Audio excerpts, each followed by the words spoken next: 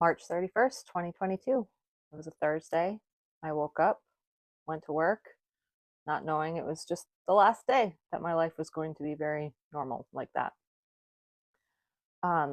3 o'clock, I went to the ultrasound on my own, the mammogram and ultrasound, because it wasn't my first time. I'd had a mammogram back in 2018 and been told that it was fatty tissue.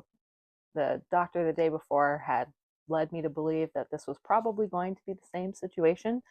Um, so I was pretty confident going to the appointment on my own.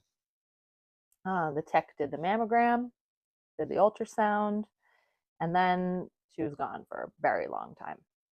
I remember laying there thinking, this is different from the first time. I had my knees up, laying on the bed, put my hand on my knee, and I could see my heart rate on my sports watch. And I was doing box breathing, just trying to get my heart rate to go down. Um, the doctor came in and she started looking around a little bit herself. Um, what she saw when she was done looking, she said to me, from what I've seen on the scans and just now looking on my own, I'm fairly confident that this is going to be malignant. The microcalcifications, which was a word I'd never heard before, lead me to believe that this is probably much more widespread than what we're seeing. It was a 2.9 centimeter mass, and um, I heard all that as, this is not good. This is bad. She said she wished she could do the biopsy right then and there, but she didn't have enough people at the time because it was late in the day. So she scheduled me an appointment for the following Monday, and I got dressed and left.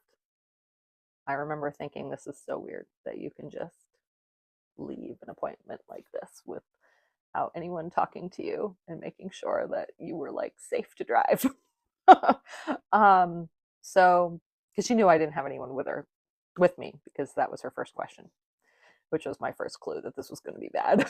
um, so I walked out of the hallway, down the hallway of the hospital. It's a very busy part of the hospital. This is where the gift shop and the food area is, just with my head down, staring at the floor, trying to get out of there without anyone noticing that I was about to cry. I got to the car and I just had what the F on repeat going through my head. Um, I knew I couldn't go home, so I tried to call my in laws and I went there. They weren't home, but I sat in the driveway and just tried to get my wits about me. They came home while I was sitting there, and I went in and told them everything that was going on. I don't remember anything that they said to me. I just remember that I was going through all the stages of shock.